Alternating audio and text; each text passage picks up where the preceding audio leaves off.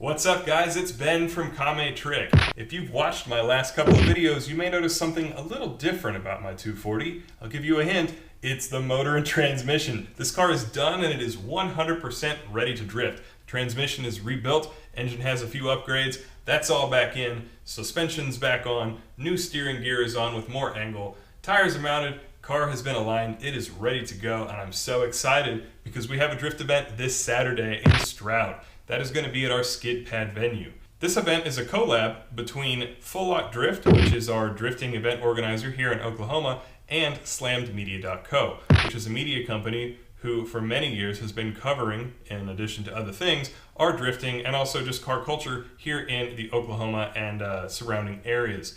I'm going to put their information below, so if you have any interest in either of those things, please go check them out. I do want to also invite you to come out and party with me and my crew. We're going to have all our cars out there, and I can't give any specifics away, but we were able to provide some input into the track layout, and it's going to be pretty slick for tandem, so we should have some good times. Also, I will have slaps out there. They're $5 a piece. If that's something that interests you, then come on by and hit me up. Now we're going to get into the main parts of this video, which can only mean one thing, a recap of how we got to this point. First up was some engine work. I had to pull my engine out of storage and remove some of the accoutrements like the intake and exhaust manifolds. Then I could make some improvements. First thing that I really need to do is flip the motor and get this pan off of here, deal with all of this mess. Obviously I've done a little bit of cutting.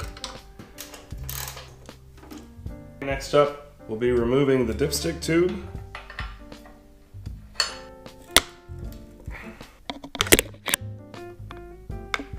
What's up, camera? We're going to be pulling the oil pan off next.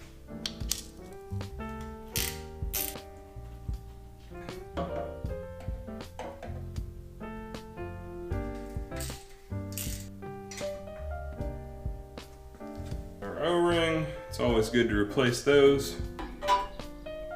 We've got our oil pump, single chain unit. First couple cylinders here, and then you can see the cam in between them. Here we can see the cylinder walls, and then here's our last two cylinders, and that, I believe it's called a reluctor wheel. Here, the cam marker. Next up, I got ready to put my subframe back into the car. I always start by cleaning off the mounting hardware so that when I need to take it apart again, it's usually pretty easy. You'll also see that I hadn't completed the rust repair in this clip because this sort of recap montage was filmed over several different days of working on the car. Here's an opportunity to check out the relocation that was done by Chris at Hoon Performance. Shout out to him. After that, I proceeded to clean off the hardware for the front suspension and put the front suspension back on. In this clip, you can actually see the washer that we welded onto the subframe to make it a bit stronger. There goes the bolt through it.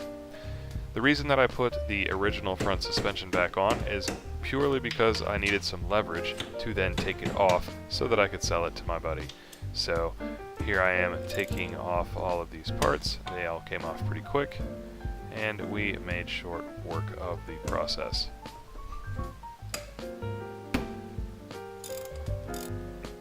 One of the main things that I have to note here is just to make sure you loosen up everything before you take the suspension bits off.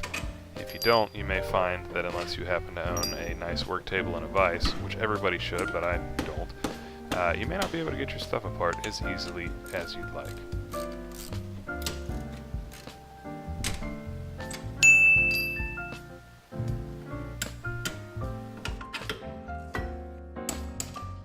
And that takes care of the front suspension.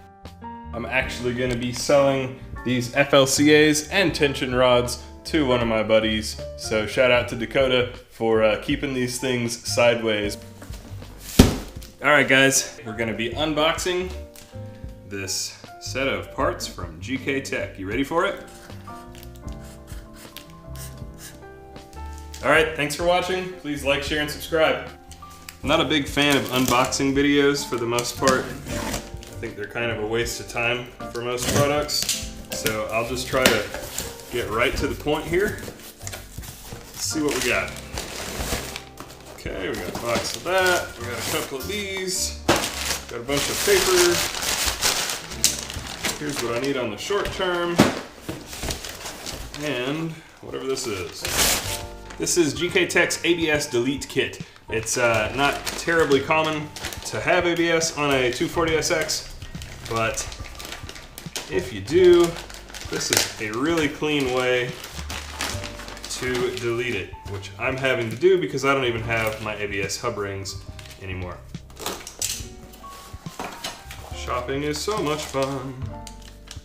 Ah, these are the levers for GKTech's 3-piece high-angle Swaybar. So the GKTech Swaybar is 3 pieces, normal Swaybars, which are a straight piece and then a couple of forks. The GKTech one is a straight piece and then no curves whatsoever, and then these pieces go on like this. What that lets happen is the tire can steer all the way into here. Normally, if the Swaybar has bends, they come out this way and the tire hits them, which is the problem that I've got right now. And last but not least will be these. Got a box in a box, boxception. We have GKTech's somewhat new inner tie rod. Now, the deal with these inners is that they are really, really long. So this is quite a long tie rod. It's got a beefier area here, and basically what you're able to do is use this inner tie rod to fit just about any kit that you have, and you can just cut it to whatever length it needs to be. So not a whole lot else to say about this, just a good quality part. And pretty affordable too. I think this was like, I don't know, 20 bucks. So shout out. Part Shop Max has been kind enough to put 2 stickers in the box for me. So here you've got your front of your vehicle, in front of your chassis, your tension rod plugs in right there, and then it plugs in back here to your front lower control arm. Now this front lower control arm has been cut, boxed, and extended by my teammate Zach, and I have been enjoying it really well. It's a great setup to run, very affordable, and I recommend everybody who has decent drifting chops with a stock vehicle go to this. Now what this one-piece unit does is this part here replaces the lower control arm. Not a whole lot of change there. The main thing is that you can thread this out to change the track width. It's going to lengthen that arm, which is much easier, of course, than cutting, welding, and boxing it. So you've got that, and then this folds out and plugs in here and becomes the new tension rod. So if we hide this piece, as if we were using some awesome computer software instead of my shitty garage floor, you'll see what you get. So normally, if I can more or less make that fit, normally what you end up with is you turn your steering wheel and you run into this. This arm is bent around like this to where you can steer all up into this area, which doesn't look like a lot, but is actually really crazy when you see it on the car. And if you watch any drifting videos, I'm sure that you'll have seen that. So it gives you all of this extra room, and you get adjustability. The stock piece, you can still lengthen and shorten to change your camber. No changes here, you just lengthen and shorten it from this point. And then this piece, you can change the track width. So when you're setting these up, what you want to do is install them, and then set your track width first, and then come back in and set your caster. And that's going to position your wheel forward to back in the wheel well, and make sure that you don't hit on anything, and you get the mix of self-steer and feedback that you want to get. For the engine, I have taken the old starter off. It's not broken, but I'm going to be replacing it anyway because getting to the starter looks like a huge pain in the ass when the engine is installed. So just to be on the safe side, I'm going to go ahead and change the starter out. Next up, I'm going to be pulling the back plate off. I've already got these bolts loose. I picked up this tip from Taylor Ray, actually. You can purchase whole new LS back plates with the rear main seal already pressed in, so all you have to do is take off the old plate and pop this sucker on there and you're good. It's like 40-50 bucks. It even comes with brand new bolts if you want to use those. So shout out to Taylor. It was your video that caused me to discover that. Super convenient thing about LS motors. I really like the practicality there. So I'm going to be pulling this off and changing that out now. I'm doing this work during a tornado watch. We're having severe weather right now. It's Oklahoma in May. What can you do? But that doesn't matter. I'm just gonna send it. So let's get to work and hope that the roof doesn't come crashing down on us mid-video. After pulling the oil pan off, which I only had on with a couple bolts, I removed the rear cover and rear main seal, which was a little tricky because there wasn't much room. Then, after installing a new O-ring, I put a new oil pickup tube in the motor.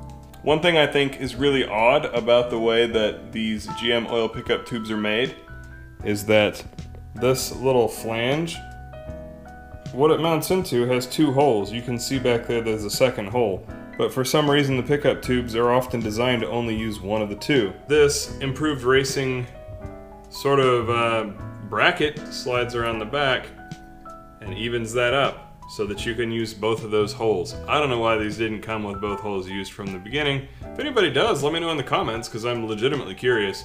It just kind of seems like a cost savings of a little bit of metal on GM's side, but maybe there's a better reason for it, and I'd like to know. My little trick is to do this to get it down in there.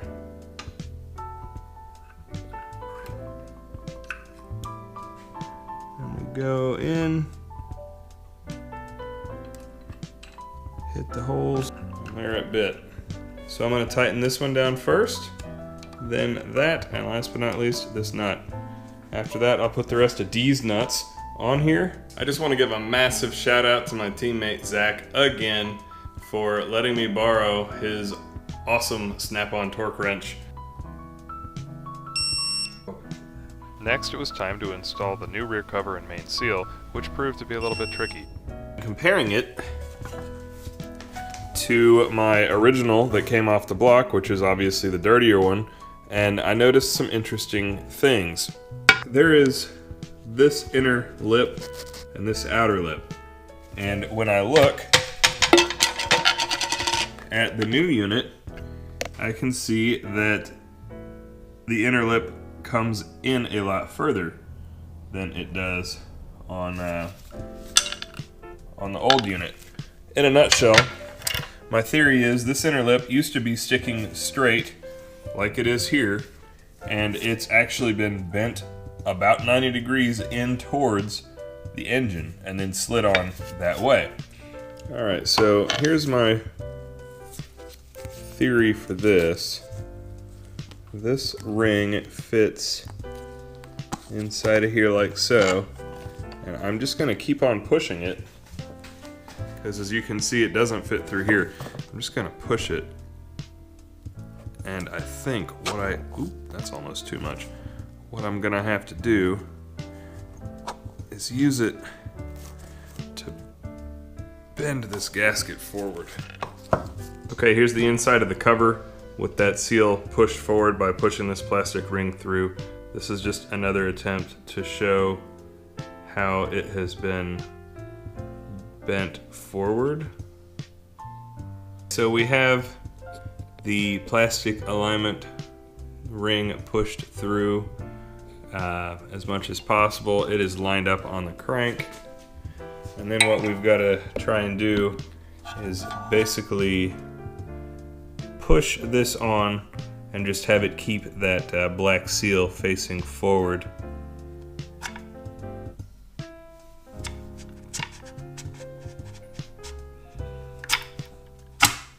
All I can really do is try to give it a visual check. I've tried it a couple times and just not feeling great about my ability to do any better than that.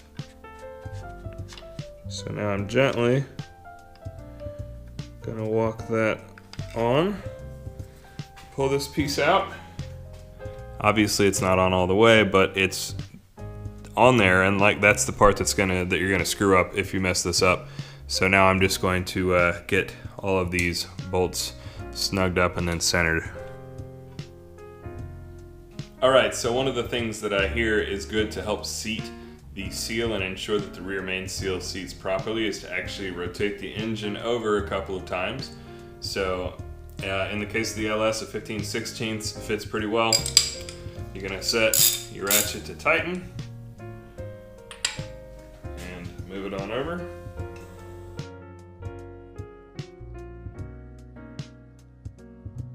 Hopefully that's got our rear main seal happy. Next I'm just going to tighten these down and use a feeler gauge to check the height here and here. It should not allow anything greater than 0.020.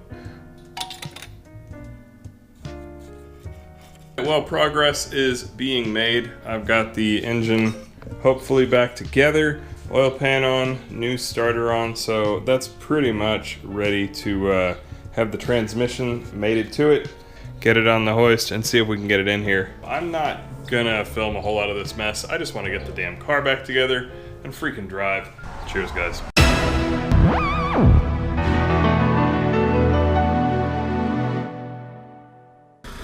When you use your 1.5 liter motor to jumpstart your 5.7 liter motor, there's some oil pressure, finally.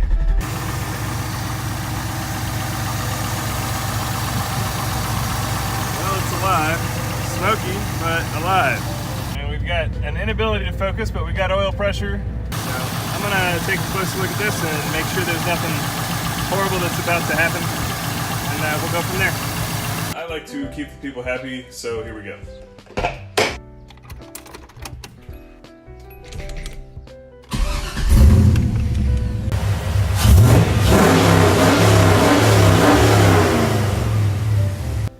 Once everything was good, I eyeballed the alignment and took it down to my buddy Tony's to get it aligned properly.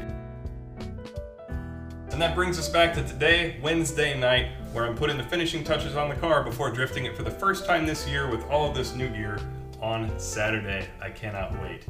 Thank you guys for hanging out and watching. If you enjoyed this video, please hit that like button, share it with one of your buddies, and hit me up with a comment if you have anything to say. I love talking with people who love cars. It's always a good time. If you want to catch all of my latest videos that are going to continue to come out, because I publish videos at least once a week about either tuning, drift life, or actual driving footage, I invite you to subscribe. With that said, I'll leave you guys for the night, and hopefully I'll see you on Saturday. If you're around, come out and party with us. Peace.